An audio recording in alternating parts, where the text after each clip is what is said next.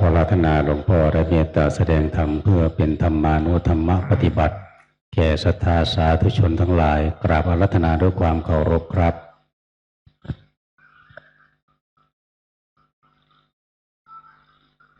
มาเด้อแม่ออกมู่กินกาแฟอยู่คนน่ะเมากาแฟเราก็มาฟังเทศบ่ได้เด้มางานแล้วก็ต้องมาในงานมาสั่งบารมีเฮานั่นแล้วสั่งบุญบารมี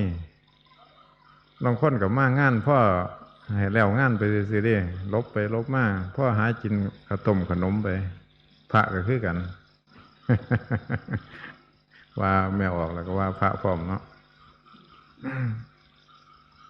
แต่ว่ามันก็บ่ดีสำหรับเฮาเองนั่นล่ะว่า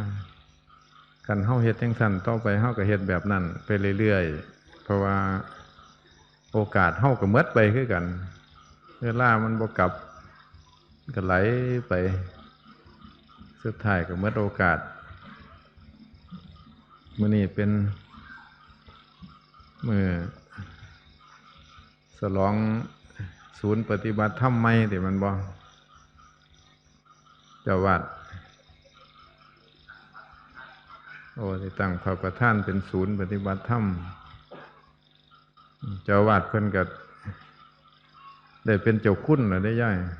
เจ้าคุณพระมหาเจ้าคุณว่าจักสิเอิ้นอันใดก่อนเนาะมหาพระเจ้าคุณบุญตาเด้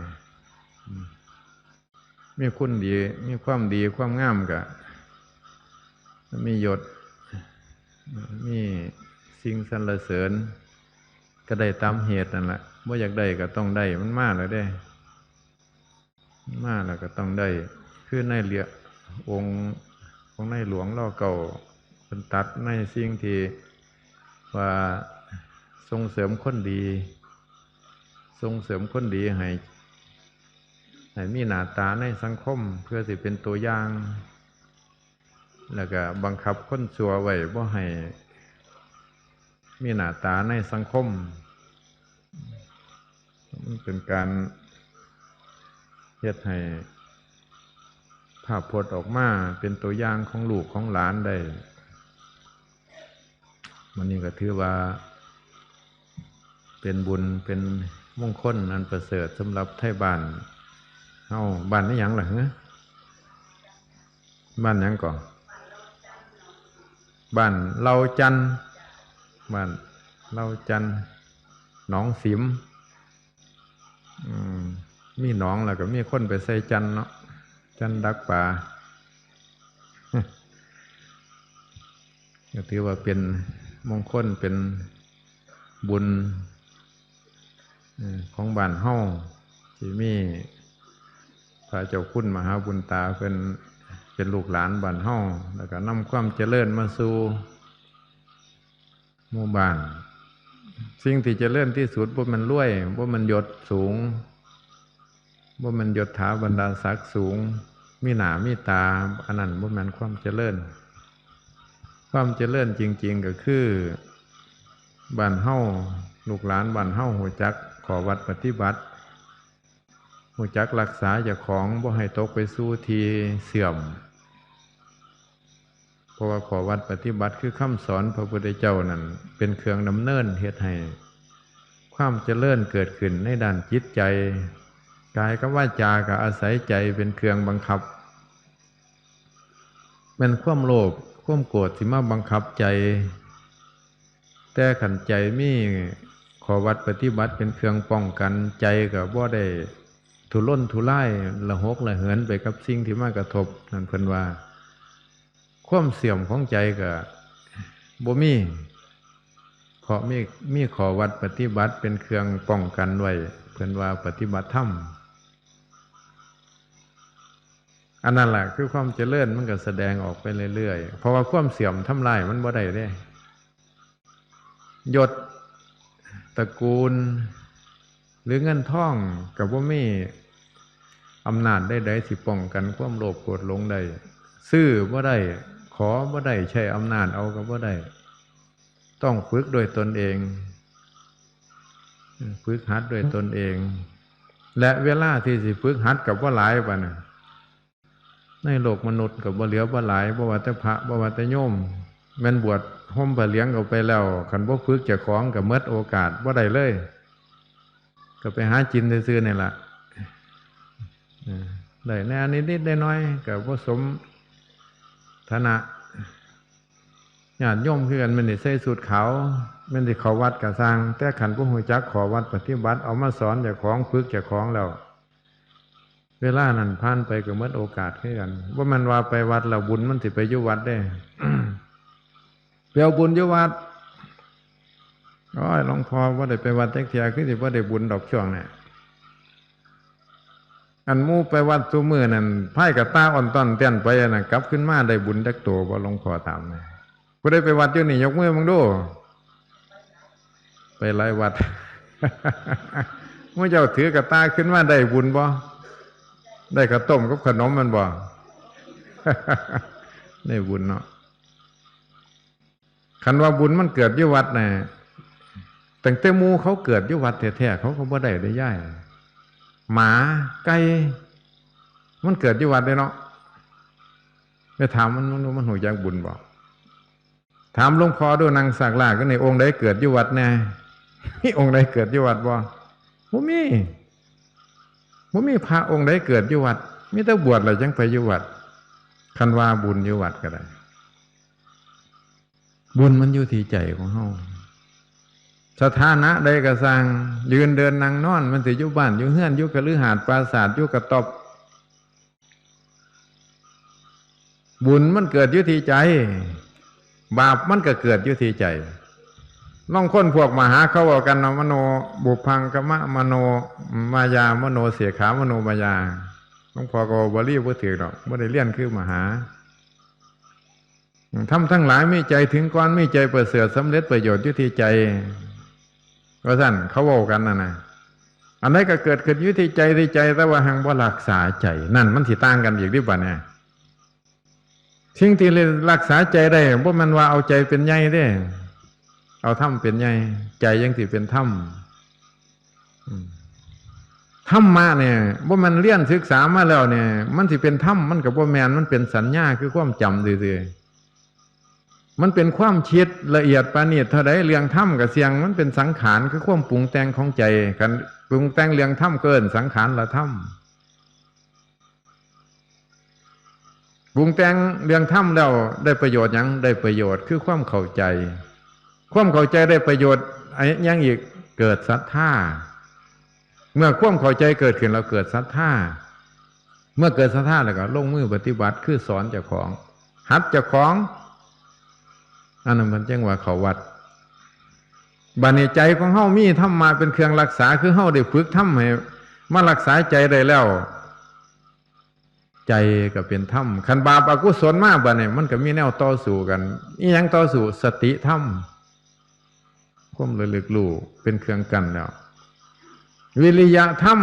ประคับประคองใจบ่ให้วันไหวไปครับความโกรธหรือความโลภที่มากระทบขันมันยังบ่หนีอีกอยู่กับขันติธรรมความอดทนอดกันนี่ใจก็เลยตั้งมั่นได้เป็นสมาธิธรรมเนี่ยมู่เจ้าว่ามันเลี่ยนเอาแล้วมันได้ธรรมบ่ได้ซื้อเอาได้บ่ได้มียศสูงได้บ่ก็บ่ได้เป็นสังฆราชก็บ่ได้เป็นพระราชาก็บ่ได้ต้องฝึกด้วยเจ้าของเองแต่เวลาสิฝึกในโลกมนุษย์นี่หน่อยนิดเดียวเราประกอบด้วยกับโมหะคือความหลงอวิชชาความปิดไว้อีกบังไว้อีกขนาดมหาเขาเรียนจบประโยคเก้าความโกรธมากมันก็ยังมีแนวบังไว้หลงไปตามความโกรธความโลภมากก็หลงไปตามความโลภเห็นบ่กันเขาออกข้าวอยู่ซุมื้อนี่บ่เป็นตาสร้างดอกเป็นแต่เลือดโตนเพราะยังเพราะเขาหลงขันเฮาตกอยู่ในสภาพว่าแบบเขาเจ้าก็หลงคือกันนั่นแหละ1สติปัญญาหน่อยว่าได้ฝึก2แรงกระทบของความโลภมันหนักหน่วงเกินไปเพราะฉะนั้นการประพฤติปฏิบัตินั่นน่ะมันจึงต้องฝึกต้องหัดบ่มันว่าไปวัดบุญสิอยู่วัดน่ะเป็นศาสนวัตถุในศาสนาเช่นกุฏิวิหารลานพระเจดีย์ต่างๆ เป็นที่รวมกันของชาวพุทธเพื่อทำศาสนกิจให้ลุล่วงร่วมกันขันสมัยกังพุทธกาลพระองค์ตรัสว่าสามัคคีธรรมการประชุมเป็นเนืองนิดทำให้เกิดความเจริญรุ่งเรืองทำให้ความยั่งยืนเกิดขึ้นในธรรมเพราะฉะนั้นการปฏิบัติให้เข้าถึงวัดอิลี ต้องมีข้อวัดปฏิบัติของใครของมันเป็นสิทธิส่วนบุคคลว่าหันการประชุมกันเป็นสิทธิส่วนรวมต้องเสียสละแต่สิทธิส่วนบุคคลเป็นสิทธิของใครของมันต้องฝึกหัดตนเองเฮ็ดจังไดสิเข้าถึงวัดบ่เนี่ยเฮาจังสิได้ทำเข้าถึงข้อวัดปฏิบัติของตัวเองหนึ่งทานวัดฝึกเรื่องการเสียสละเอื้อเฟื้ออนุเคราะห์สงเคราะห์บุคคลอื่นสัตว์อื่นโอปนัยยิโกน้อมมาสอนเจ้าของน้อมมาสอนเจ้าของอย่าดูถูกหมิ่นประมาทพื้นใจเฮาสิต่ำอย่าว่าไล่ใส่ไล่ว่าพื้นว่าขวนพื้นบุญเฮาสิน้อยมันสิเป็นเครื่องทำลายบุญจากใจของเฮาสอนเจ้าของเตือนเจ้าของพ่อซอยได้ซอยอนุเคราะห์อย่าให้สิ่งเหล่านั้นผ่านไปโดยที่บ่ได้เฮ็ดเพิ่นว่าขันบุญผ่านมาเราเฝ้าเฮ็ดโลดอย่าเฝ้าให้มันผ่านไปกันผ่านไปเรามันสิตกไปเลยคือกันกับเพิ่นว่ากรรมวจรกุศลผ่านมาคือจิตเป็นกุศลเฮาได้ยินได้ฟังเขาจะสิทำบุญนั่นนี่เกิดศรัทธาคำว่าเกิดศรัทธาอยากเฮ็ดจังพระมหาบุญตาเพิ่นมื้อนี้เพิ่นสิทำบุญเด้อเพิ่นสิมีครูบาอาจารย์มาเทศน์เพิ่นสิทำวัดสวดมนต์มื้ออื่นเช้าเพิ่นสิจังหัน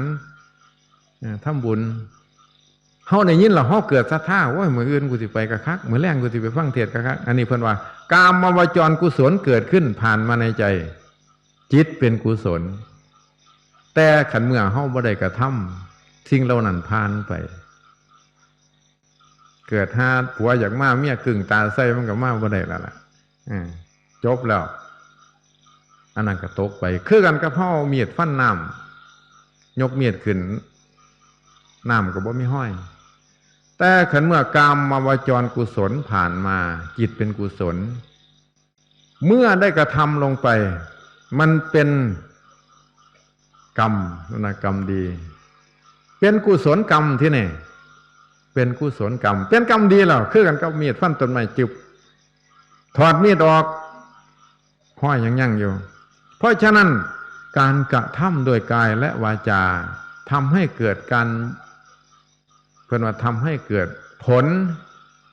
คือกรรมดีนั่นการคิดซื่อๆเป็นกุศลจิตแต่เมื่อผ่านไปแล้วไม่ได้กระทำจิตนั้นก็ตกไปไม่ได้บรรจุไว้เพื่อนว่าไม่ได้บรรจุไว้เพราะฉะนั้นมันมหามหมสิเลียนจบหลายปานใดจานสิเลียนจบสูงปานใดรู้หมดแต่ขันเมื่อบ่ได้ฝึกเจ้าของก็คือความคิดแล้วน่ะมันบ่ได้กับปฏิบัติมิแต่จะว่าเจ้าของมีถ้ำไปอวดอ้างพื้นได้ผลบ่แค่ความโกรธมาตัวเดียวเท่านั้นสู่เขาบ่ได้ลืมจ้อยเป็นอย่างลืมโมหะคือความหลงมันว่าอวิชชาปิดไว้รู้ว่าท่านน่ะล่ะเขาเอิ้นหลงน่ะนะว่ามันหลงลืมนี่มันรู้ว่าท่านเพราะฉะนั้นมันบ่ได้ฝึกมันบ่ได้โอปนัยยิโกเรามันบ่เกิดบ่มันรู้ธรรมะเราธรรมะสิแลนมาซอยอธิษฐานเอาให้ธรรมะร้อยองหลองแรงมาซอยบ่มีทางหลวงพ่อบวชมา40 ปีแล้ว40 กว่าปีแล้วนี่ว่าท่านได้เห็นธรรมะแลนมาซอยอยู่สู่เวทนาจนว่ากัดเฉากอดเอื้อนธรรมะมามีแต่ธรรมะแลนหนีหมดนี่แต่เฮาล่ะสัวเองเพราะฉะนั้นการประพฤติปฏิบัติต้องให้เข้าถึงด้วยตนเองการอภัยให้คนอื่นเพิ่นว่าอภัยทานอันนี้เป็นเรื่องของจิตตภาวนาก็เรียกคันเฮาให้อภัยผู้อื่นบ่ได้เฮาก็อิจฉาริษยาโกรธอาฆาตพยาบาทเฮาเป็นสุขบ่จิตเป็นทุกข์แต่คันเฮาอภัยให้ผู้อื่นได้เพิ่นว่าอภัยทานอันนี้ว่าเลี้ยงท่านเนี่ยว่าท่านจบเลี้ยงท่านเนี่ยเฮาก็สบายใจเฮาให้อภัยเขาแล้ว คนเกิดมาว่าท่านโดนกับตายยังคือไปเฉียดไปสร้างกันในหยังนั่นพิจารณาเรื่องกรรมน้ำก็ว่างได้ใจเฮาก็บ่ถือมัดบัดนี้ม่านก็มัดบ่ได้หรอ แจ้กันออกแล้วแจ้เครื่องมัดของพญามารความโกรธมันมัดเฮาบ่ได้ความอิจฉาริษยาความขัดเครื่องใจมัดบ่ได้มันตกไปบางเทื่อเขาทำมันเฮาบ่ชอบเขากันเขาทำดีเฮาก็อนุโมทนาส่วนดีของคนอื่นเพิ่นว่าปัตตานุโมทนาทานขโนตามวลีกับปัตตานุโมทนาไมอนุโมทนาคือยินดีกับคนอื่นเขาทำดีว่ามันอิจฉาริษยาอันนี้ม่านกับมัดเท่าว่าได้อีกแล้วเป็นเครื่องเป็นธรรมะที่แก่เครื่องมือของมันแก่ในปัจจุบันว่ามันชิดเอาหรอมันแก่ดิต้องเกิดขึ้นรู้ทันแล้วก็ทำลายกันในปัจจุบันนั่นอันไม่ชิดเอานั่นชิดว่าจะขวางรู้ทำเห็นทำอันนั้นมันชิดเอาสังขารคือความปรุงแต่งของใจแก้ว่าได้เพราะว่ามันเหตุการณ์จริงเพราะฉะนั้นพุทธเจ้าจึงตรัสว่าปัจจุบันธรรมเป็นธรรมอันบริสุทธิ์ขันสิ่งที่มันผ่านไปแล้วเอามาคิดพิจารณาเข้าใจอันนั้นเขาเรียกว่าเกิดศรัทธาเข้าใจเกิดศรัทธาแต่ยังไม่เป็นธรรมแต่ถ้าลงมือปฏิบัติแล้วจังเข็นปฏิบัติเรื่องท่านเนี่ยฝึกเจ้าของสมือสอนเจ้าของสมือเสียสละอนุเคราะห์สงเคราะห์เฮ็ดไปโลดมันสิได้ผลไปเรื่อยๆเรื่อยๆใจห้องของเขาดีขึ้นดีขึ้นแม้แต่การให้อภัยผู้อื่นเฮ็ดไปหลวงพ่อเป็นอย่างจังบ่เทศคือหมู่หลวงพ่อเทศตามธรรมชาติอยากเว้าไปอย่างไรหลวงพ่อก็เว้าไปมันบ่ผิดเด้บ่ได้แม่นบ่ผิดบ่ได้เนาะเฮ็ดไปโลดมันเป็นชีวิตประจำวันการภาวนาน่ะบ่มีสุดดอกอาการลิโกไม่เรียกการไม่เรียกเวลาไม่เรียกสถานที่ยืนเดินนั่งนอนมันมีสุดมาแต่ไสเด้อเนี่ยเป็นหยังจังเอาอาการลิโกมาใส่กิเลสมันเป็นอาการลิโกคือกันกิเลสน่ะพญามารน่ะเฮาเผลอมันก็กระทืบเฮาโลดบ่ได้เรียกสุดขาวสุดเหลืองถามมึงดูพระอยู่นี่โยมใส่สุดขาวถามมึงดูมันเรียกบ่เจ้าใส่สุดขาวข่อยบ่ไปใกล้ดอกเจ้าศีล8ข่อยย่านมันว่าอยู่ติบ่มีทางความโลภโกรธหลงมันกืนเหมือนพระราชาเศรษฐีขอท่านแม้แต่พรหมโลกลงมหานรกตกอยู่ในอำนาจของมันคันบ่มีเครื่องป้องกันถูกมัดเหมือดเพราะฉะนั้นการปฏิบัติคือโอปนยิโกน้อมมาใส่ตัวฝึกเลยหัดเลยก่อนสิหมดเวลาจากโลกมนุษย์พิธีต่างๆนั่นเป็นที่ร่วมกันเพื่อความเข้าใจซื่อๆว่ามันเอาพิธีมาเป็นบุญดิว่ามันว่าถือมันถืออยู่ไปขอศีลไปนั่นนี่ถือมัดแต่ว่ามันว่าท่านถือต้องอีหลีต้องเข้าถึงการปฏิบัติพระพุทธเจ้าตรัสว่าผู้ใดมีวัดอันงามสม่ำเสมอผู้นั้นจะไม่ตกไปสู่ที่ชั่วที่เลวทรามวัดคือข้อวัดปฏิบัติว่ามันว่าวัดป่าวัดบ้านงามว่าแมนข้อวัดปฏิบัติ1ทานวัดฝึกเรื่องการเสียสละ2ศีลวัดฝึกเจตนา3ภาวนาวัดมันฝึกสติสัมปชัญญะเริ่มเป็นเรื่องของธรรมว่ามันเลี้ยนจบ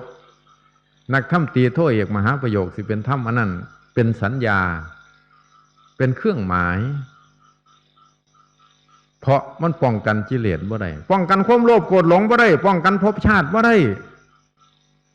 แต่เมื่อเข้ามาปฏิบัติเพิ่นว่าปริยัติปฏิบัติปฏิเวทเมื่อมาปฏิบัติโอปนยิโกแล้วมันสิได้ผลบัดนี้ปฏิเวทสิเกิดขึ้นมันสิได้ผล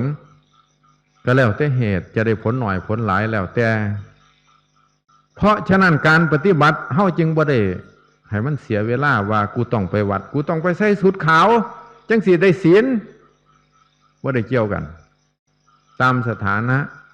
ผู้ครองเรือนเอาศีล5ก็ได้เป็นการอยู่โดยความลมเย็นผาสุขได้ถึงวันอุโบสถกับเปียวอุโบสถศีลสละสมบัติมื้อนึงคืนนึงมันก็ได้เพิ่มเข้าไปอีกบ่ได้ขัดของอีหยังเลยโอ้ยหลวงพ่อยากเด้อเนี่ยเกษียณก่อนยังสิไปวัดดอกหลานใหญ่ยังสิไปวัดดอกวันอาทิตย์ยังสิไปวัดดอกวันเสาร์แปลบุญ มันจะได้ยังบุญไม่ต้องไปจับผิดพระซื้อมือเข้าพางออกมาหลายเห็นพระเนี่ยว่ามันอยากมากอกซับหัวพระปังไม่ได้เนี่ยพระเนี่ย ไปหานอนกินอยู่ซื่อๆโกงเงินเขา ร้อยหลวกร้อยเมียเขาพร้อมว่านะจมในใจไม่ได้ปากหรอกจมในใจพอมันเห็นซื่อเด้แต่พระจริงๆบ่ได้เกี่ยวกับสุดโยมก็เป็นพระได้เป็นหยังพระโสดาบันพระสกิทาครั้งสมัยพุทธกาลก็มีครั้งนี้ก็มีคือกันเป็นทั้งสิบว่ามีเพราะว่าถ้ำบ่ได้ขีดขันมีพระก็มีโยมก็มีบริษัทซีสามารถเข้าถึงถ้ำได้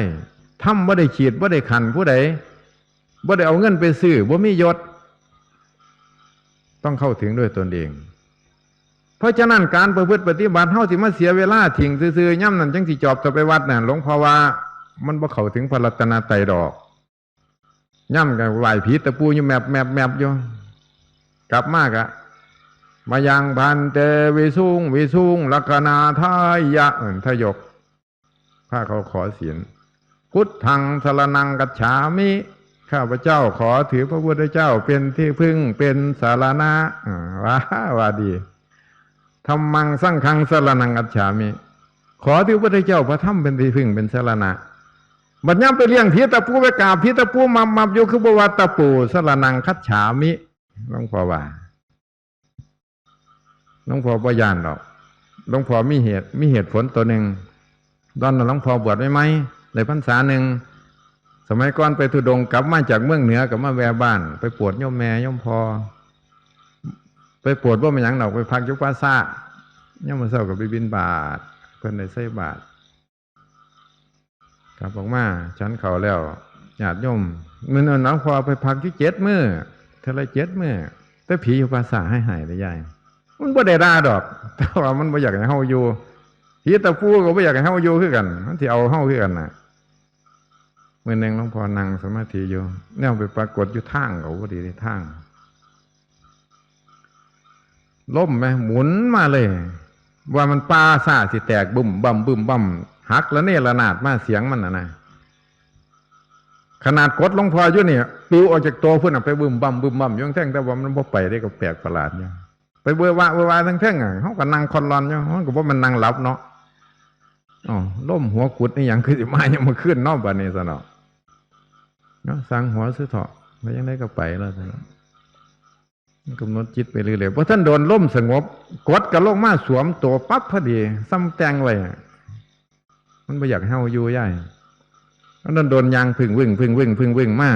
โอ้คนใหญ่โบราณบ่แม่นหลวงพ่อนิมิตเด้หลวงพ่อบ่เคยนิมิตดอก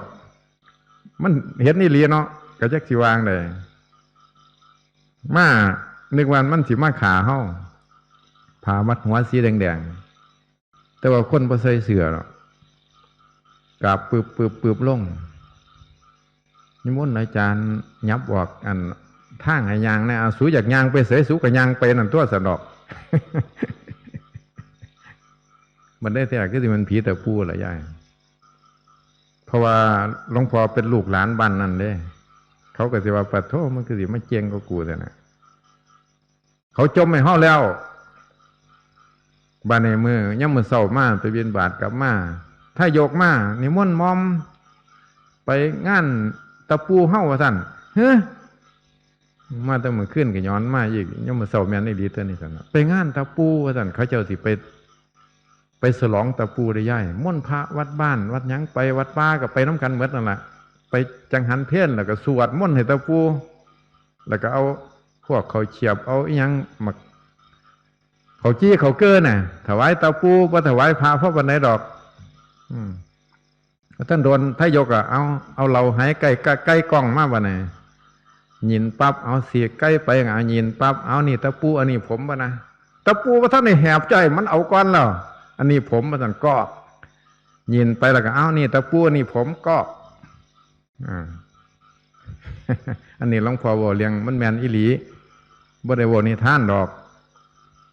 เป็นหยังเฮาจังบ่เข้าถึงพระรัตนตรัยหลวงพ่อสิเว้าเรื่องเขาถึงพระรัตนตรัยยามมื้อเช้าท่ายโยกมามอมเขาจะเอิ้นบ่แม่นหลวงพ่อเป็นมอมราชวงศ์หรอกได้บ้านเฮาบ้านอีสานเฮาก็เอิ้นพระบวชใหม่เอิ้นมอมนิมนต์ไปงานตะปูเฮาว่าซั่น ห้อยข่อยบ่ไปได้พ่อใหญ่ว่ะเอาไปยังบ่ไปเขาเป็นลูกในบ้านหวานในสวนบ่ไปบ่ได้ดีว่ายข่อยบ่ได้บวชไม่หายตาปูมือเจ้าเด้อล่ะข่อยเขานี่บวชข่อยว่าพุทธังธัมมังสังฆังสรณังคัจฉามิเด้ข่อยบ่ว่าตาปูสรณังคัจฉามิเด้ซะเนาะบ้านไหนมีตาปูบ่ฮะกันมีหลวงพ่อสิหนีว่าท่านนี่เนาะ หลวงพ่อพยานดอกย่ายเราเดี๋ยวห้อยอย่าเว้าเราย่านผีตาปูมาหาข้อลูกหลานคันผีตาปูมาเจ้าเจงนั่นน่ะ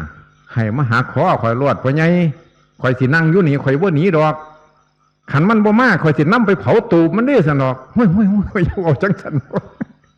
เราย่านอีหลีเนี่ยย่านจนท่านเนี่ยเขาถือสุดท้ายกลับไปหลวงพ่อบ่ไปให้กลับไปจมในบ้านโอ้ยกูว่าสิไปม่นพระมันไปถือพระด่ากูซั่นว่าทยก ไปจมในบ้านสุดท้ายหลวงพ่อก็ย่ำมื้อแลงก็นั่งถามมันย่ำใดมันสิมาเนาะไอ้ตะปูนี่ซั่นเนาะฮอด 3 ทุ่ม 4 ทุ่ม 5 6 ทุ่มก็บ่เห็นมันมาใหญ่เม็ดเจรีบ่มาเลยแต่ว่าหลวงพ่อก็บ่ไปเผาตูบมันดอกหลวงพ่อก็ย่านใช้บ้านอยู่ ครูซื่อๆครูไว้หลวงพ่อบอกเรื่องพระรัตนตรัยเขาบ่ถึงถ้าเข้าถึงพระรัตนตรัยเนี่ยหลวงพ่อสิบอกเรื่องนึงให้ฟังบัดนี้ฟังดีๆเด้อมหาอยู่นี่เพิ่นก็ได้เรียนมาหลายกว่าหลวงพ่อแต่หลวงพ่อสิบอกเรื่องน้อยๆนึงดอกในสมัยหนึ่งมีอนาถบิณฑิกะเศรษฐีวิบากกรรมเล่ามาหอดย่ายเราเป็นพระโสดาบันเด้เข้าถึงพระรัตนตรัยมั่นคงบ่มีวันไหวแล้วนั่นล่ะเพิ่นจึงว่าพุทธังธัมมังสังฆังสรณังคัจฉามิข้าพระเจ้าขอถือพระเจ้าพระธรรมพระสงฆ์เป็นที่พึ่งเป็นสรณะดีบดีกวายาวะชีวังสรณังคัจฉามิตลอดชีวิตสมัยก่อนเขาเจ้าสิเว้ากันทั้งสั้นคือกล่าวออกมาให้คนอื่นได้ยินสมัยหนึ่งอนาถบิณฑิกะมหาเศรษฐีวิบากกรรมเก่าเล่ามาฮอดได้กินเขาหักเขาป่ายย่ายนี่ที่เขาติดไว้เขาก็ว่าท่านใส่เหล้าทรัพย์สมบัติที่ฝังไว้น้ำกับพัดไปเหมือดถูกยากลำบากไปจังหันพระพุทธเจ้าเนี่ยวันเฮาเกินจังหันล่ะเนาะสมพักเสียนกับหวังประเดกไหมบ้านเฮาเนาะอันนี้หลวงพ่อว่าเลี้ยงธรรมชาติอนาถบิณฑิกะมหาเศรษฐีถามพระพุทธเจ้าว่าข้าแต่พระองค์ผู้เจริญสมัยก่อนข้าพระองค์มีอาหารเลิศรสปราณีตมาถวายพระพุทธเจ้าและพระอริยสงฆ์ทั้งหลายแต่สมัยนี้ข้าพระองค์ได้รับทุกข์เพราะวิบากกรรมเก่าได้กินเขาหักเขาปายมีตั้งแต่สมพักเสียนกับวังประแดกนี่นะมาถวายสิได้บุญว่าพระเจ้าค่ะพระพุทธเจ้าตรัสว่าอนาถะ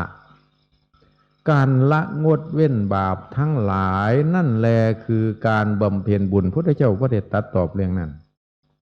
การละงดเว้นบาปที่มันเผชิญเฮาในปัจจุบันเนี่ยละมันได้เนี่ยนั้นละเป็นการบำเพ็ญบุญทั้งหลายก็เกิดกุศลทั้งหลายก็เกิดคันละมันบ่ได้บุญของเฮาที่มีอยู่พังพินาศชิบหายหมดไอ้เพราะความหลงน่ะหลงโลภหลงโกรธ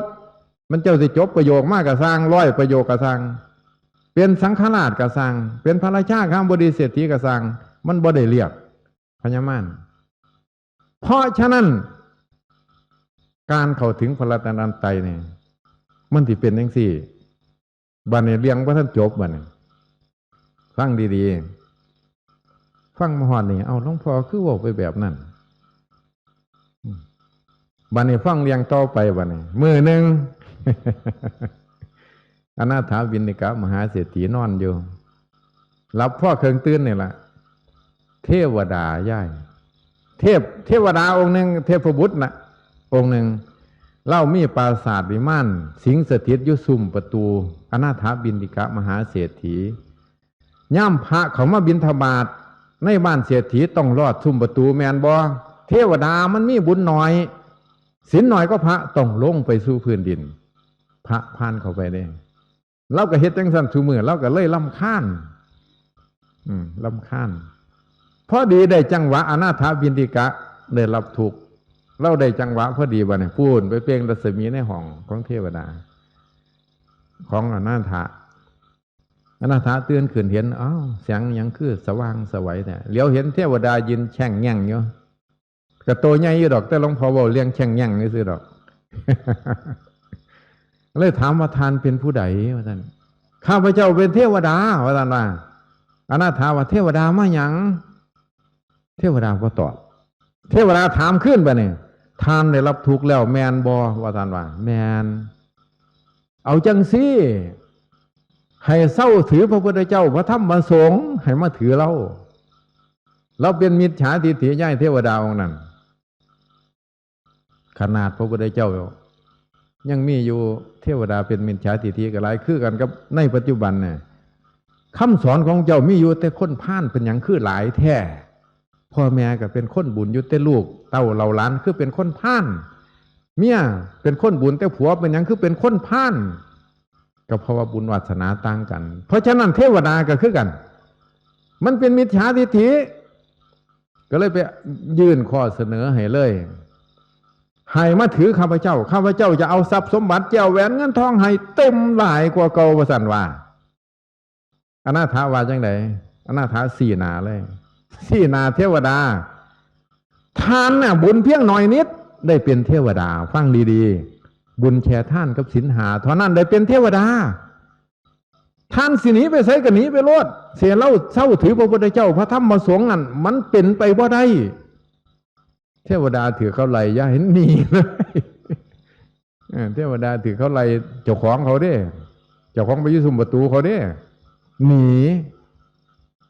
เขาไล่เด้เป็นหยังวะที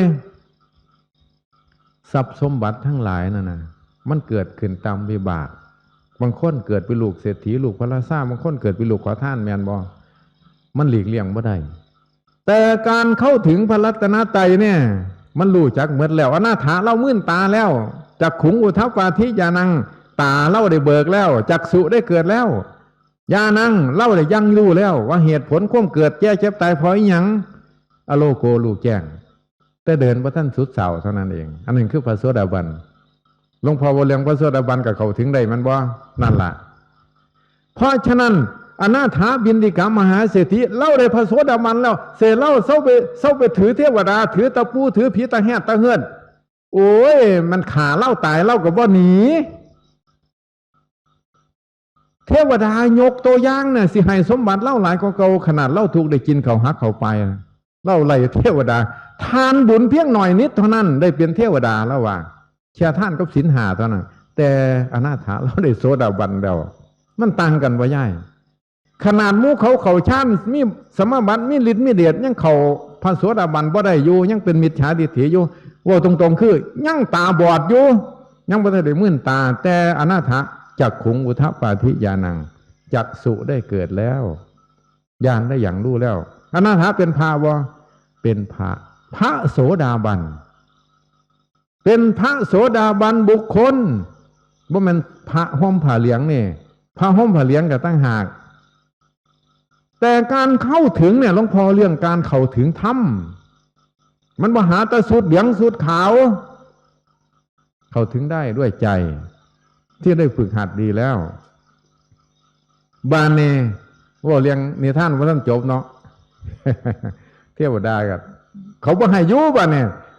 หนีไปบานเนไปหาเทวดาที่มียศใหญ่บริวารใหญ่ให้มาซอยว่ากับเศรษฐีน้อยข่อยอยากยุ่งมองเก่าเนี่ยมันอยู่ลึงแล้วแม่น่ะคือยังบ้านเฮาในให้ใหญ่นี้วันนี้ดอกใหญ่มันลึงแล้วเทวดาที่เขามียศใหญ่บริวารใหญ่เขาก็ซอยบ่ได้ทานเป็นมิจฉาทิฏฐิทานไปแก้เองสุดท้ายไปหาพระอินทร์ก็เรียกว่าทานเป็นมิจฉาทิฏฐิเห็นผิดเอาจังซี่ขันอยากยุ่งมองเก้าทานน่ะเป็นเทวดามีฤทธิ์อยู่แล้วปลอมตัวเป็นเศรษฐีที่ไปถามหนี้ที่เขาบ่ท่านใส่น่ะโดนบันดาลให้เขาใส่ซะหนี้ของเล่านั่นละเดี๋ยวมาเข่าข้างหลวงให้เล่าเข่าข้างให้เล่าทรัพย์สมบัติที่ถึงน้ำไหลพัดไปก็ไปเจ็บมาเข่าข้างให้เล่า แก้ว7 ประการที่ยุทธสะดือมหาสมุทรเป็นสมบัติกลางว่ามันของผู้ใดก็ไปเจ็บมาใส่ข้างให้เล่าเราไปขอเขามาเล่าเทวดาของนั้นเฮ็ดน้ำสุดท้ายเศรษฐีได้หลายก็เก่าใหญ่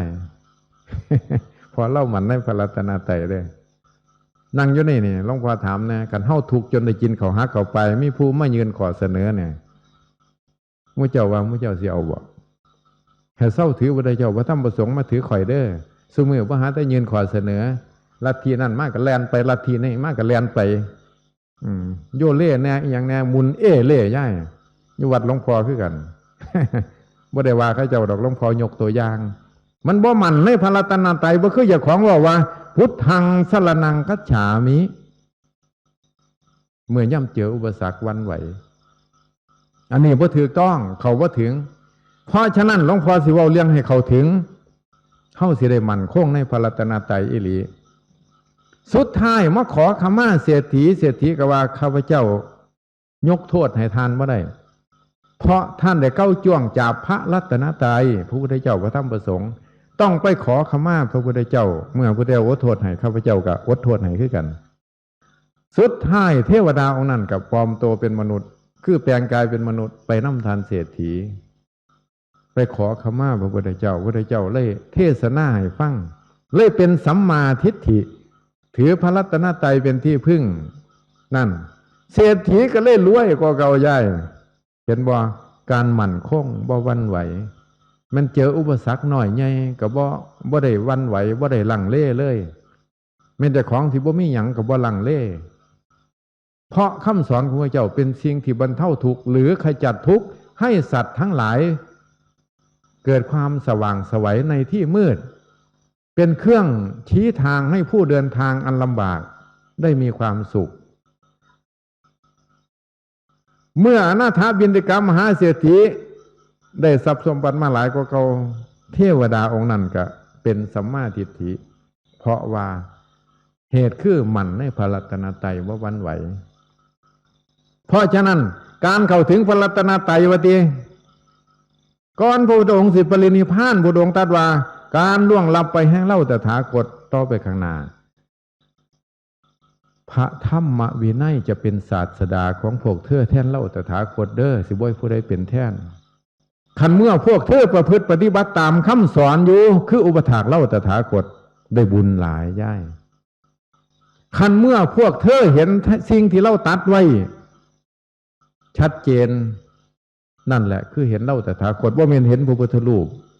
พุทธรูปตั้งลักษณะต่างกันจากสมัยโบราณหาปัจจุบันแล้วแต่วาสนาหรือนิสัยแต่พุทธะคือผู้รู้นะมันเป็นหลักธรรมชาติที่มีอยู่สามารถเข้าถึงได้ด้วยตนเองขันเมื่อผู้ใดเข้าไปถึงแล้วผู้นั้นก็เห็นพระพุทธเจ้าจากพระโสดาบันขึ้นไปว่ามันจิตสงบเลยเห็นนิมิตเป็นพระพุทธเจ้าพระธรรมประสงค์อันนั้นล่ะเป็นบ้ากันหลายแล้วย่าย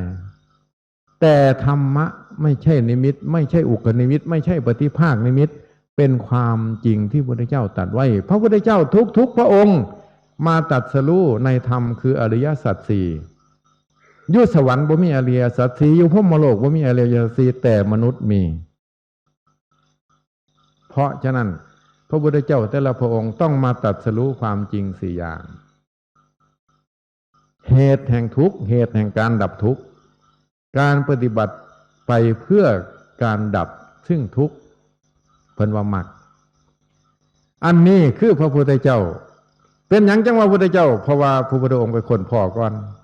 เราสาวกปฏิบัติไปเห็นแล้วก็โอ้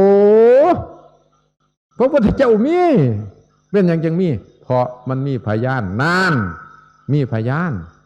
พระพุทธเจ้าตรัสไว้อย่างสิโอ้มันแม่นอีหลีอันนี้มันเป็นความจริงบ่มันความคิด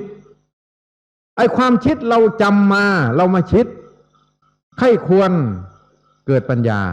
แต่ไอ้ธรรมไม่ใช่ความคิดแต่ธรรมไปรู้ความคิดไปรู้ความจำต่างกันว่าย่าย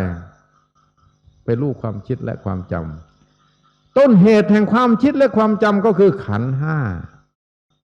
พุทธเจ้าเลยตรัสว่าบุคคลใดรอบรู้ในกองขันธ์และกองสังขารตถาคตจึงเชื่อว่าปัญญาบ่นปัญญาว่าคิดดีเรา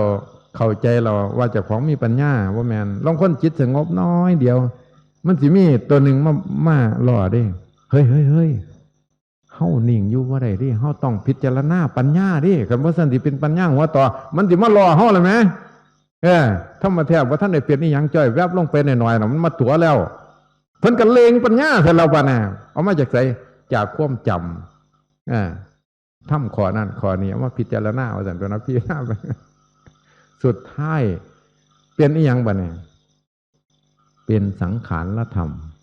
เป็นความคิดปรุงแต่งท่านว่าสังขารความปรุงแต่งของใจเพิ่นว่าเป็นวิปัสสนากลายเป็นวิปัสสนูปกิเลสบ่น่ะหลงอีกว่าเจ้าของได้อัดธรรมเห็นธรรมอันมูไปภาวนาเนี่ยสติหน่อยก็ไปเห็นนิมิตอุกปนิมิตปฏิภาคนิมิตขันกรรมดีมีเห็นนิมิตแนวดีๆเห็นเทวดาเนี่ยเห็นพระพุทธเจ้าเนี่ยก็ไปสำคัญมั่นหมายจิตหวั่นไหวกับอารมณ์ที่มากระทบเป็นมิจฉาสมาธิสัมมาสมาธิคือใจตั้งมั่นไม่หวั่นไหวกับอารมณ์สิ่งทั้งหลายเกิดขึ้นแล้วผ่านไปดับไปบ่ต้องไปบอกให้เขาดับบ่ต้องไปว่ามันบ่เที่ยงหรืออนัตตาตั้งใจให้มั่นรักษาใจให้มั่นเขาจะตัดสินตัวของเขาเองคือไม่เที่ยงเป็นอนัตตาอันนี้คือธรรมหลวงพ่อบอกเรื่องการปฏิบัติธรรมเพราะฉะนั้นการเข้าถึงพระรัตนตรัยต้องฝึกหัดตัวเองโอปนยิโกมบานี่ทิมให้มัดได้บานี่หูจักหลักการแล้วพุทธังธรรมังสังฆังเฮากับเก้ามาแล้วแม่นแถมมูทำวัดสวดมนต์นี่ว่าจนว่าปากเอาพ่อเขาให้ถึงสักวันล่องเบิงว่าก็ดีอยู่เป็นมงคลทางวาจาเป็นสิริมงคลทางวาจาและสถานที่การปฏิบัติด้วยกายก็เป็นมงคลทางกายการเลี้ยงดูบิดามารดาการกราบไหว้สักการะก็เป็นมงคลทางกายการกล่าวสรรเสริญผู้ที่มีคุณก็เป็นบุญทางวาจาแต่บ่ท่านเป็นธรรมเพราะฉะนั้นการปฏิบัติธรรมคือการต่อสู้คือจิตตภาวนามันต้องอาศัยพื้นฐานคือการฝึกหัดบ่อยๆหลวงพ่อยิ่งยกตัวอย่างคือพระเจ้าตรัสไว้ว่าผู้ใดมีวัดอันงามสม่ำเสมอผู้นั้นจะไม่ตกไปสู่ที่ชั่วที่เลวทรามฟังให้ดีบ่ไปตกไปเนี่ยว่ามันทำแลนมาส่วนเฮาอันนั้นเป็นความคิดของเฮาแต่เราต้องช่วยตัวเองการฝึกเรื่องทานคือฝึกเรื่องการเสียสละเอื้อเฟื้ออนุเคราะห์สงเคราะห์ฝึกทุกมือสอนเจ้าของทุกมือเตือนเจ้าของทุกมืออันนี้ทานวัดเข้าถึงวัดที่แรกทานวัดฝึกเรื่องการเสียสละบ่แม่นว่าจอบตั้งแต่ต่อไปภาวนาสิบังคับให้จิตสงบจิตว่าสงบกับเบื่อหน่ายท้อแท้อันนั้นน่ะไม่ใช่ความเพียรเป็นความอยากแต่ความเพียรที่พระพุทธเจ้าตรัสไว้คือดำเนินไปไม่หวังผลเพื่อความรู้ยิ่งฝึกเรียนการเสียสละย่อยเข้าถึงวัดแม่นเฮาบ่ไปวัดเฮาก็ฝึกเจ้าของให้เข้าถึงวัดย่ำว่างก็ไปวัดว่ามันว่าโอ้ยหลวงพ่อบ่อยากให้ไปวัดพระสิวัดเพชรสมเลมาถึงวัดตายดอกย่ายย่ำว่างเฮาก็ไปวัดไปบำเพ็ญทานบารมีไปบำเพ็ญศีลอุโบสถได้แต่ขันบ่ว่างไผสิไปอยู่วัดตลอดได้นั่นล่ะเฮ็ดให้กลุ่มกลืนสม่ำเสมอบ่ต้องเคร่งเครียดบ่ต้องเคร่งขัดบ่ต้องไปมองเพื่อนว่าเขาบ่มีศีลมีธรรมบ่ต้องไปมองมันเป็นอุปกิเลสเป็นความหลงมองเข้ามาในหัวใจของเฮาว่าเวลาเฮาใกล้สิหมดแล้วเด้อรีบเร่ง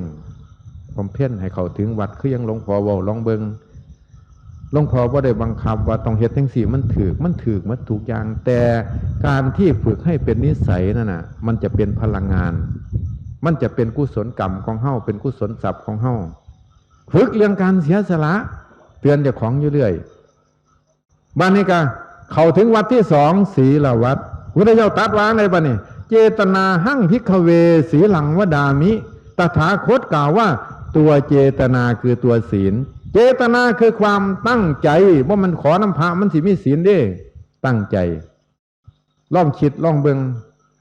ตั้งแต่เกิดมาจำความได้จนฮอดเฒ่าปะเนี่ยเฮาเคยตั้งใจรักษาศีลห้าจักขังจักเที่ยมีบ่นอถามจักของลงไปในหัวใจมันสิตอบเฮาว่าจังไดมันก็สิตอบว่าก็ไปวัดอยู่นี่ล่ะก็ไปขอศีลน้ำพาอยู่จักสิได้หรือบ่ได้ มันขันเป็นแบบนั้นมันบ่ภูมิใจย่ายมันบ่เข้าถึงพระเจ้าเลยว่าเจตนาหั่งภิกขเวสีหลังวดามิตถาคตกล่าวว่าตัวเจตนาคือตัวศีลเจตนาคือความตั้งใจตื่นขึ้นมายังมาเศร้าบ้ากูร้องสิตั้งใจรักษาศีลหากันนะว่ากับเจ้าของยกมือขึ้นหานิ้วหาขอเฮาสิบ่ล่วงเกินมันความโลภสิมายั่วมันความโกรธสิมาบีบบังคับสิอดเอา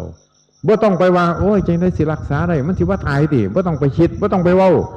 เฮ็ดหน้าที่การงานไปธรรมดาบ่ต้องเคร่งเครียดบ่ต้องเคร่งขันแต่ไอ้5 ข้อห้ามล่วงเกินแค่นั้นเองมันบ่ได้ยาก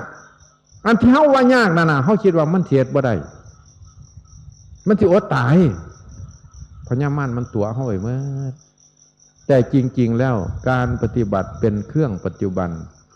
ไอ้5 ตัวเนี่ยตัวใดตัวหนึ่งมันมาเฮาต้องอดทนอย่าไปน้ำมันแค่นั้นเองบ่ไปร้อยเมียเขาเนี่ยบ่ได้เกิดโทษอดเอามันมักปานใดก็อดเอามันมายั่วก็อดเอายุ่งบินมากัดก็จะไปฆ่ามันก็อดเอาไล่ออกอาจจะเป็นอีหยังก็ผ่านแล้วได้ปฏิบัติธรรมพร้อมได้ขันติธรรมพร้อมได้วิริยะธรรมพร้อมได้ขันติธรรมพร้อมได้สมาธิธรรมพร้อม ได้ทุกอย่างเข้าถึงวัดที่2จากมื้อนี้ผ่านไปได้มื้อหนึ่งฉีดปฏิทินจวดไว้ได้ศีล5 1 วันนานเริ่มแล้วได้บัดนี้เริ่มเจ็บข้อมูลแล้วมื้อที่2ตื่นยกมือขึ้นอีกพ่อกับเจ้าของบ่ต้องบอกกับเพื่อน5 ข้อเฮาสิบ่ล่วงเกินเฮ็ดจังซี่ทุกมื้อย่ายเฮาสิรู้จักว่าเฮามีศีล5จักมื้อจักอาทิตย์จักเดือนจักปีเพราะเราเป็นคนตั้งใจรักษาสร้างหัวมันต่อล่มจะไปเตือนน้ำมันก็มีอยู่จังซี่ล่ะล่มก็มีฟ้าก็มีฝนก็มีรักษาใจของเฮาไป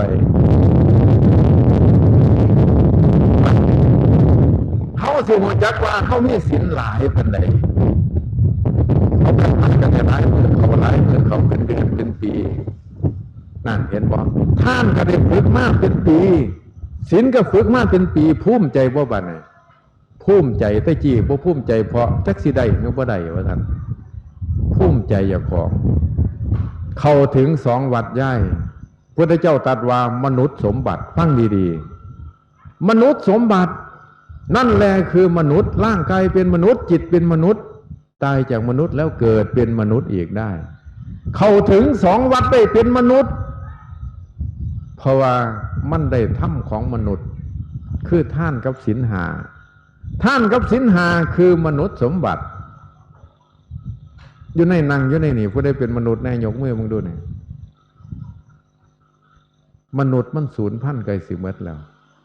มันหูจักเจ้าของเองท่านที่เลยว่าเฮาได้เป็นมนุษย์หรือบ่เป็นไม่ได้ไปวัดจนว่าเฉาหลุดมันก็บ่ได้เป็นมนุษย์เพราะหยังเพราะบ่หูจักว่าสิเฮ็ดจังไดแล้วบ่ฮู้จักว่าเจ้าของมีศีล5จักมื้อพร้อมจักเดือนพร้อมจักปีพร้อมเพราะบ่ได้ฝึกเป็นหยังจังบ่ได้ฝึกเพราะบ่เข้าใจเป็นหยังจังบ่เข้าใจเพราะบ่ได้ฟังบ่ได้ยินบ่ได้ไข้ควรเลยบ่เข้าใจเลยบ่ได้ฝึกบ่ได้หัดเวลาก็ผ่านไปตายจ้อยอันนี้หลวงพ่อเว้าแนวทางที่สิเข้าถึงพระรัตนตรัยออกจากหันพระเจ้าตรัสว่ามนุษย์สาเทโวร่างกายเป็นมนุษย์จิตเป็นเทวดาบัดมีธรรม2 อย่างเป็นเครื่องอยู่คือหิริโอตตัปปะเทวธรรมท่านก็เรียกท่านว่าเทวธรรม2 อย่างยังบุคคลให้เป็นเทวดาโดยกำเนิดว่ามันเทวดาสิอธิษฐานเอามันเป็นได้เด้กันบ่ใส่เขาบ่อยากนั่นเอาเขาอธิษฐานเอาเบิดแล้วนะถึงแต่มนุษย์มันยังยากอยู่เฮ็ดจังไดสิได้เป็นเทวดาทำ2 อย่างจังไดสิปรากฏได้บัดนี้เฮามาพิจารณาเบิ่งบัดนี้แต่ก่อนยุ่งบินมากัดเฮาบ่กล้าฆ่าเขาอดได้รู้ท่านแน่บ่รู้ท่านแน่แต่เฮาฝึกมาเป็นปีแล้วมันรู้ท่านแล้วบ่กล้าฆ่าเขาย่านผิดศีลแต่โดนไปโดนมาบัดนี้บ่กล้าฆ่าเขาย่านเป็นบาปพะนะมีความละอายต่อบาปเพิ่นว่าหิริโอตตัปปะยกตัวอย่างเมียเขามาส่วนไปรีสอร์ทบ่กล้าไปหรอกย่ายแต่ก่อนนั่นอดทนย่านผิดศีลแต่น่านเขาเนี่ย บ่กล้าไปขันคนอื่นหูจักอยากอายเขา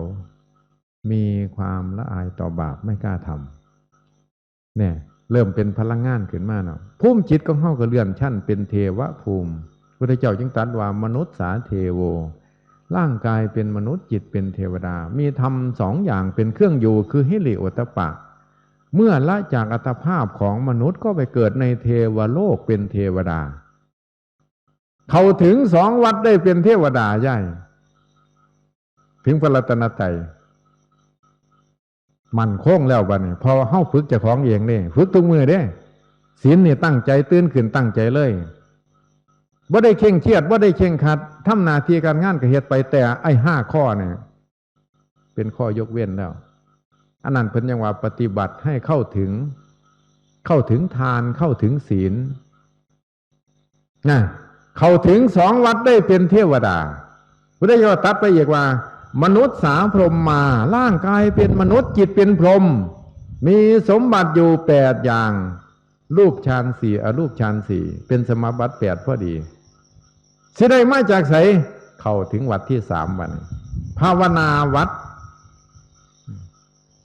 เฮ็ดจังไดภาวนาสิไปอยู่วัดเนี่ยบ่ก็บ่ได้เกี่ยวกับอยู่วัดปานใดดอก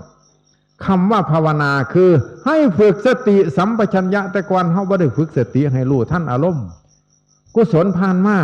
ให้รู้ท่านว่าโดยนี้จิตของเฮาเป็นบาปหรือเป็นบุญเดี๋ยวนี้จิตของเฮาเศร้าหมองหรือสว่างใสเพิ่นว่าธรรมานุปัสสนาเดี๋ยวนี้จิตของเฮาได้รับสุขหรือรับทุกข์เวทนานุปัสสนากายเย็นนอนอ่อนแข็งตึงไหวกายานุปัสสนาให้มีสติรู้ในสติปัฏฐานสีระลึกรู้อยู่เรื่อยสำเนือกอยู่เรื่อยย่ำว่างครับนั่งบำเพ็ญก่อนที่นอนกับไหว้พระมาพุทโธพุทโธนั่งดูลมหายใจเข้าหายใจออกนั่งเฮ็ดนี่ยังจิตของเฮามันแล่นกับอารมณ์ตลอดจิเฮ็ดให้จิตได้พักผ่อนจักชั่วขณะ1 นาที1 2 นาทีก็ดีมันเป็นสมบัติของเฮาบ่ได้เกี่ยวกับว่าเฮ็ดน้อยเฮ็ดหลายดอกตามวาสนาตามความศรัทธาของเจ้าของเฮาสิอดทนได้ส่ำใดตั้งใจได้ส่ำใดลองเบิ่งบ่ต้องไปมาดหวังว่าเสียจังไดแค่ตั้งว่าอยากพักผ่อนจิตด้วยความมีสติสัมปชัญญะเท่านั้นเองหายใจเข้ายาวๆพูดหายใจออกโธหายใจเข้าเย็นๆพรเป็นลมบริสุทธิ์หายใจออกมันอุ่นๆพรผ่านร่างกายนี่เป็นว่าสัมปชัญญะสติสัมปชัญญะรู้ลมเข้าออกด้วยความใจตั้งมั่นด้วยทำจิตตั้งมั่นมันสิได้หน่อยได้หลายตั้งใจลองเบิ่งอันนี้เพิ่นว่าสมถกรรมฐานการฝึกสมถะคือการฝึกฐานที่ตั้งของใจบางคนก็เอายุบหนอพ่องหนอบางคนก็เอาสมาหลังแล้วแต่มันถือวัตถุย่างนั่นแหละจะว่าอันนั้นถืออันนี้ผิดขันเฮ็ดสิ่งใดจิตของเฮาสงบตั้งมันได้เฮ็ดสิ่งนั้นเฮ็ดให้มากเจริญให้มากพุทธเจ้าตรัสว่าทำให้มากเจริญให้มากให้มันเป็นฐานของใจนี่เพิ่นว่าสมถกรรมฐานออกจากหันกันฝึกสติไปเรื่อยๆเฮ็ดหน้าที่การงานยืนเดินนั่งนอนกินดื่มนอนมีสติระลึกรู้เดี๋ยวนี้จิตของเฮาเป็นบาปหรือเป็นบุญน้อเพิ่นว่าธรรมานุปัสสนาเดี๋ยวนี้จิตของเฮาเศร้าหมองหรือผ่องใสจิตตานุปัสสนาเดี๋ยวนี้จิตของเฮาเป็นสุขหรือเป็นทุกข์น้อระลึกรู้อยู่จังซี่เรื่อยๆเพิ่นว่าจิตตานุปัสสนาจิตตภาวนาก็เรียกสติปัฏฐานก็เรียกฝึกสมถะก็ฝึกสติปัฏฐานไปเรื่อยๆให้กลมกลืนกันบ่ต้องลิ่งบ่ต้องเรียบบ่ต้องไปเอาคะแนนว่าเฮาปฏิบัติธรรมมาเท่านั้นเท่านี้ปีคือบ่ได้อันนั้นคือบ่ได้นี่บัดเขานั่งเข้าเดียวเขาก็เห็นนั่นเห็นนี่อันเรื่องของไผของมันโอปนัยยิโกน้อมมาใส่ตัวฝึกเพื่อทำลายความหลงเท่านั้นเองคันเฮาฝึกว่าเขาถึงได้ความโกรธมาเฮาก็หลงแมนบ่ความโลภมามันก็หลงแมนบ่มันเฮ็ดให้จิตใจเศร้าหมองบ่เฮ็ดให้จิตใจขุ่นมัวบ่เฮ็ดให้จิตใจทุรนทุรายบ่เป็นทุกข์บ่นานธรรมะคำสอนของเจ้ามาแก้ไขไอ้ตัวนี้บ่ได้ไปเป็นความอยากแต่ความอยากทั้งหลายมันจะแฝงเข้ามาคันเฮาบ่มีสติปัญญากับบ่มีครูบาอาจารย์เฮาจะหลงได้ง่ายอันเรื่องทั้งหลายที่ว่าเห็นนิมิตนั่นนิมิตนี่มีฤทธิ์มีเดชโอ้ยหลวงพ่อเปลี่ยนมาตั้งแต่7 มื้อแรกพุ่นน่ะขันมันสิไปเข้าสู้มรรคสู้ผลได้หลวงพ่อไปก่อนแล้วแต่นี่มันเข้าบ่ได้เพราะหยังอันนั้นเป็นแค่กำลัง เพราะฉะนั้นการเข้าถึงพระรัตนตรัยที่แท้จริงต้องฝึกพื้นฐานแม้นเฮาสิสงบก็มันขาดบ่ได้ซึ่งพื้นฐานคือการเสียสละแล้วก็การรักษาพระเพิ่นก็รักษาศีลของเพิ่นเน้นก็รักษาศีลของเพิ่นเฮาก็มีหน้าที่รักษาของเฮาเป็นฆราวาสเป็นหน้าที่ของไผของมันเพิ่นว่าพุทธมามกะมีฐานทั้งสี่เป็นเครื่องอยู่ภิกษุภิกษุณีอุบาสกอุบาสิกาอันนี้เป็นเครื่องค้ำจุนคำสอนของพระพุทธเจ้าให้ยั่งอยู่เป็นว่าศาสนาเจริญเพราะฉะนั้นขันเฮาชาวพุทธว่าเขาถึงพระรัตนตรัยไปมั่วตั้งแต่ประเภทนี้นะสุดท้ายลูกหลานเฮากับไปยึดเอาอันนั้นละไปยึดเอาอันนี้ละว่ามันถือรุ่นพ่อรุ่นแม่ยังว่าเขาถึงพระรัตนตรัยเลยแล้วรุ่นลูกรุ่นหลานเสียเขาถึงได้จังใดยิ่งซุมือนี่มีแต่การเลี้ยนการศึกษาสิเขาวัดเขาว่าก็ยากสิเขาถึงก็ยากมีแต่สิ่งล่อล่วงมาในโทรศัพท์มันต่างๆเนี่ยมีแต่ของหลงทั้งนั้นเสียเขารู้ได้จังไหนเพราะฉะนั้นพ่อแม่เนี่ยต้องเข้าถึงพระรัตนตรัยจริงๆเข้าจึงสิพ้นจากทุกข์ไปเสียใดเพราะฉะนั้น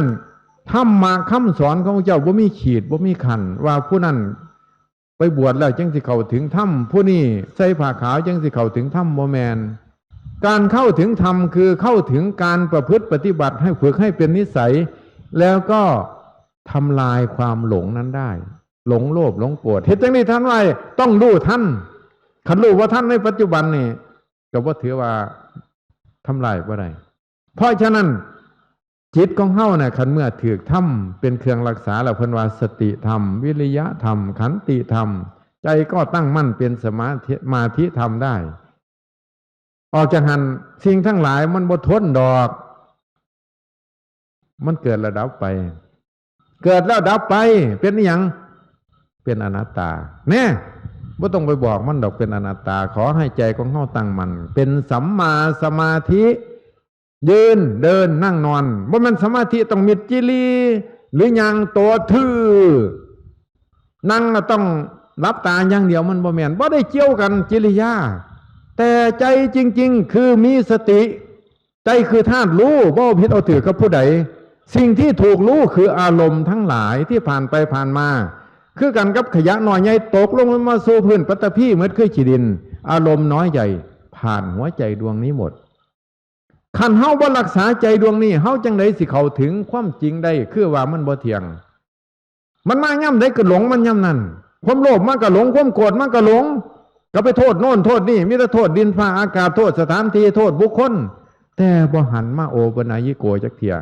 แล้วเฮาสิเข้าถึงได้จังไดพระรัตนตรัยบ่แม่นว่าเข้าถึงพระรัตนตรัยมันสิตื่นๆเขินๆเด้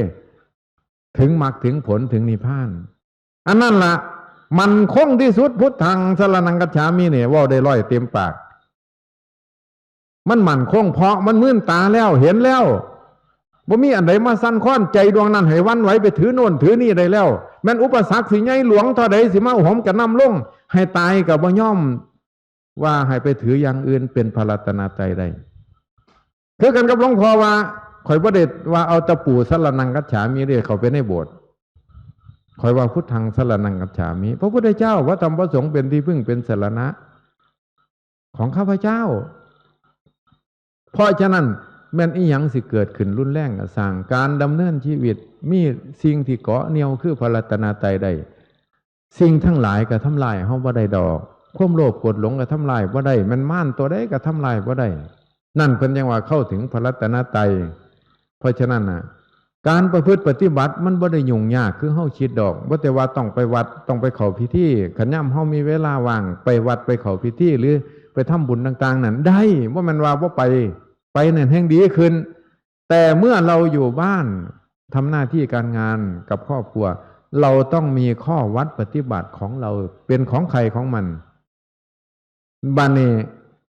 ที่หลวงพ่อบอกมาน่ะได้บุญซุมื้อบ่ได้ทานซุมื้อบ่ได้ศีลซุมื้อบ่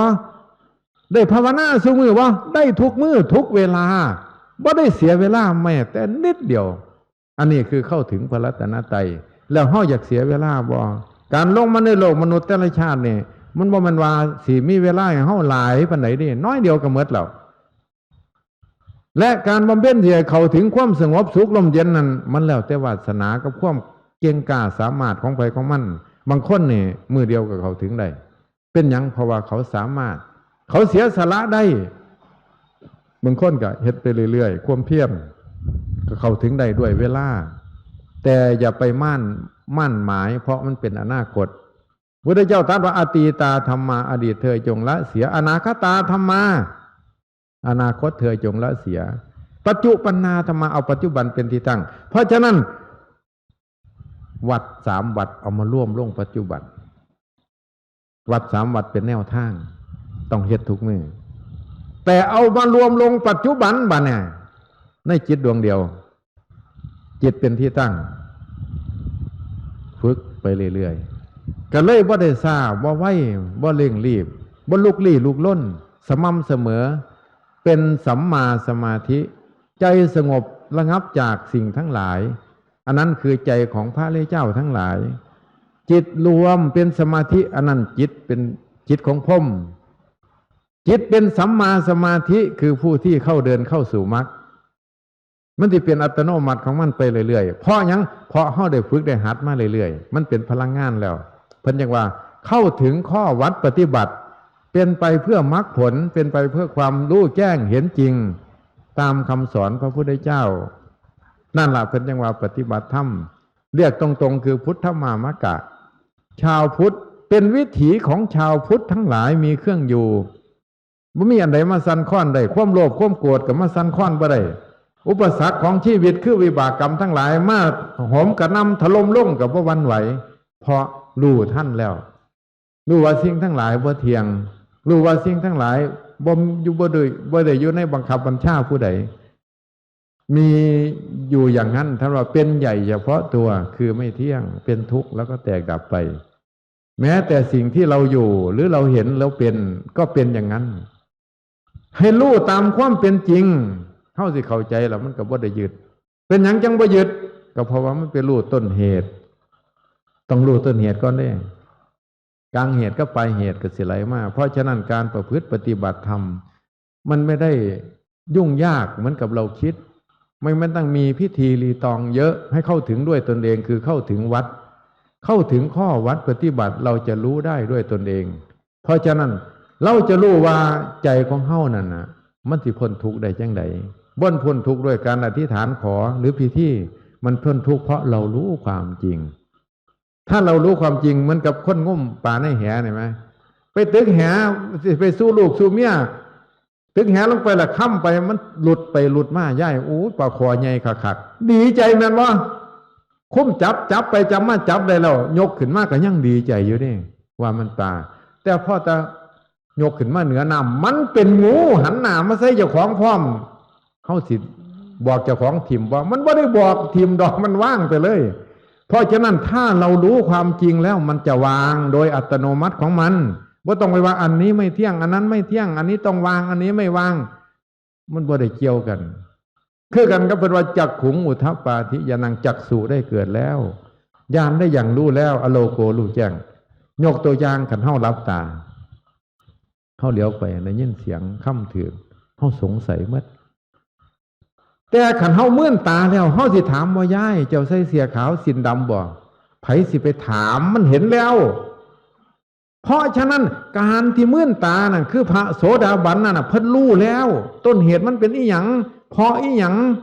เทียดจังไดเพิ่นรู้หมดแล้วแต่แห่งเดือนพระท่านได้สูตรสาวบ่คือพระอรหันต์อันนี้คือเหตุผล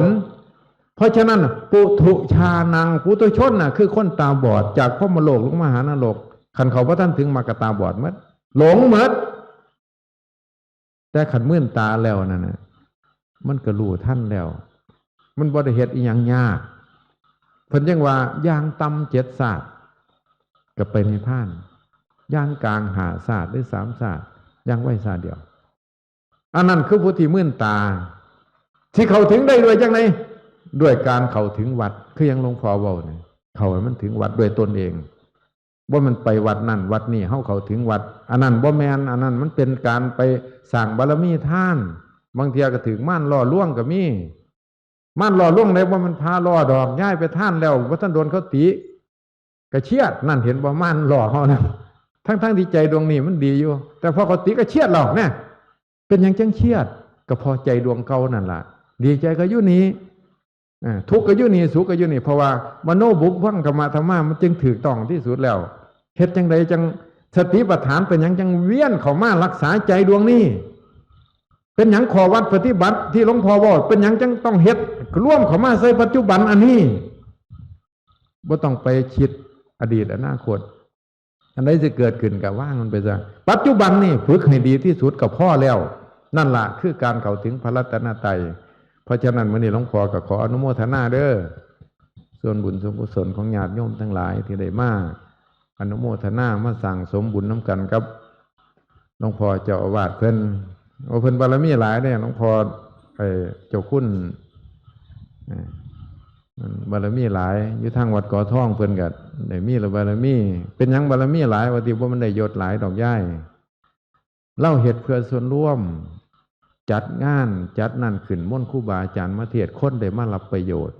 แล้วเขาก็ไปขยายสู่ครอบครัวสู่บริวารเขาอันนี้ล่ะคือการสร้างมหากุศลอย่างมหาศาลบ่มันสร้างเจดีย์สร้างศาลาโอ้บารมีเพิ่นหลายอยู่วัดหลวงพ่อสร้างหลายโยมว่าโอ้ยหลวงพ่อคือบารมีหลายเจ้าไปอ่านเบิ่งดูมีสื่อหลวงพ่อจักสื่อบ่มีแต่สื่อโยมเขามาสร้างเจดีย์สร้างนั่นสร้างนี่สลมศาลาบ่มีสื่อหลวงพ่อจักอันบ่มันหลวงพ่อบารมีหลายคำว่าบารมีหลายคือแผ่ออกไปคือพระเจ้านั่นแผ่ออกไปสู่สาวกสู่อุบาสกอุบาสิกาให้รู้ความจริงเพื่อสิป้องกันความโลภโกรธหลงเหตุใจของเฮาให้ตกต่ำศาสนาธรรมคำสอนของเจ้าเหตุใจให้เจริญสูงหยังสูงกว่าอารมณ์ที่อารมณ์มากระทบให้มีสติรู้ปัจจุบันเพราะฉะนั้นขอวัด3อย่างนี่ทานวัดศีลวัดภาวนาวัดเอามาร่วมลงในสติปัฏฐานเอามาร่วมทรงปัจจุบันพร้อมผู้รู้ผู้ตัดสินไม่ใช่ไปตัดสินเขาหรอกรักษาใจให้มั่นเป็นสมาธิเขาเกิดขึ้นแล้วเขาก็ดับไปเขาตัดสินตัวของเขาเองเป็นอนัตตาไม่ใช่เราอันนี้คือความจริงเห็นทุกคนพยายามลองเบิงหลวงพ่อจักสิมาเว้าให้ฟังได้โดนบันไดได้ย่ายถ้าหลวงพ่อตายก่อนเพราะฉะนั้นฝึกไผฝึกมั่นต่างคนต่างมาฝึกมาหาเวลาของเฮาเหลือในโลกมนุษย์แต่ละคนบ่หลายตายทุกคนในนี่มันสิเป็นพระราชาเศรษฐีขอท่านมันสิมีทรัพย์สมบัติหรือบ่มีเกิดขึ้นมาแล้วต้องหมดเวลาแต่ก่อนที่จะหมดเวลาต้องทำให้มันทันเวลาให้มันทันเวลาเข้าถึงวัดให้มันได้ด้วยเจ้าของเองเราจะรู้ความจริงว่าโอ้การเข้าถึงวัดเป็นจังซี่นี่เองว่ามันไปวัดแล้วสิเข้าถึงวัดบางเทียไปวัดไปเอาข้าวต้มขนมไปเถียงกันโอ้ยฮานี่ว่าสิเอามึงเอาหลายกว่ากูแล้วเอาไปให้หลานจมให้หลวงพ่ออีกโอ้ยหลวงพ่อคือเอาหลายแท้ อันนี้หลวงพ่อวอเลียนเสียดอกย่ายเพราะฉะนั้นการเข้าถึงวัดว่ามันไปวัดสิเข้าถึงวัดได้เข้าถึงข้อวัดปฏิบัติทานวัดศีลวัดภาวนาวัดเราจะรู้ความจริงว่าเราเกิดมาเพราะอะไรนั่นแหละอันนี้คือหลักเหงาของพระรัตนตรัยจริงๆคือปฏิบัติเป็นอย่างบุตรยกรสิปรินิพพานเป็นอย่างจังให้เฮาปฏิบัติว่าปฏิบัตินี่ได้บุญหลายซ้ำอุปถากพระพุทธเจ้าเป็นอย่างว่าเมื่อเฮาเฮ็ดแล้วเห็นที่พระพุทธเจ้าตรัสไว้เป็นอย่างว่าเห็นพระพุทธเจ้าอันนี้ให้เฮาเข้าใจลองเบิ่งมันบ่แม่นแนวที่ว่าบ่แม่นความจริงเป็นความจริงความหัศจรรย์เกิดขึ้นในใจดวงนี้มันเกิดขึ้นช่วงแรกนั่นคือจิตร่วมเป็นหนึ่งสว่างไสวมันเหนือกว่ามนุษย์ทั้งหลายความหัศจรรย์ที่สองคือธรรมปรากฏบ่แม่นความคิดคือมื่นตาคือพระโสดาบันสิ่งที่สามจิตของเฮาสะอาดบริสุทธิ์ด้วยความจริงอันนั้นคือสิ่งที่วิเศษเพิ่นเรียกว่ามโนบุพพังคมะธรรมะมโนเสขามโนมัญญาธรรมทั้งหลายมีใจถึงก่อนมีใจประเสริฐสำเร็จประโยชน์อยู่ที่ใจเพราะฉะนั้นมื้อนี้หลวงพ่อก็อนุโมทนาส่วนบุญส่วนกุศลของญาติโยมขอให้ความเจริญรุ่งเรืองจงเกิดในจิตของท่านทั้งหลายจงให้มีกุศลเป็นเครื่องคำจุนเพื่อลูกเพื่อหลานของเฮาเกิดมาใหม่ในรุ่นใดอาศัยคำสอนพระพุทธเจ้าดำเนินต่อให้ศาสนาเจริญถึง5,000 ปีทุกตนทุกคนเถิดสาธุสาธุสาธุอนุโมทามิเจ้าคุณเป็นบ่มเชื่อพระรัตนตรัยไว้ย่ายคือกันกับเฮาไปปลูก เอาในอันม่วงไปปลูกไว้นะปลูกหันปลูกนี่บ่มเชื่อพระรัตนตรัยบ่มเชื่อความดีไว้ในจิตใจของลูกหลาน อันนี้แหละคือการเสียสละที่แท้จริงอีหลีก็ได้กันผู้ใดเฮ็ดได้ผู้นั้นก็เกิดความเจริญรุ่งเรืองหลายภพหลายชาติ เพราะฉะนั้นกันเมื่อเฮาได้บำเพ็ญบุญกุศลก็จงตั้งใจแผ่ส่วนบุญส่วนกุศลให้ญาติทั้งหลายให้ได้รับความสุขความเจริญ ยะถาวาลิวหาปุลาปาลิปุเรนติสาคลัง เอวะเมวะอิโตดินนังเปตานังอุปกัปปติอิชิตังปฏิตังตุมหังชิปะเมวะสมิจจตุสัพเบปุเรนตุสังกปาจันโทปนะระโสยะถามณีโจติระโสยะถาสัพพิติโยวิวัชชันตุสัพพโลโควินัสตุมาเตภวัตวันตรายโยสุขีทีคายุโกภวะอภิวานธนาสีลิสนิจจังหุทธาปจายโนจัตตโลธรรมาวัฏันติอายุวันโนสุขังพระลังสัพพพุทธานุภาเวนะสัพพธรรมานุภาเวนะสัพพสังฆานุภาเวนะ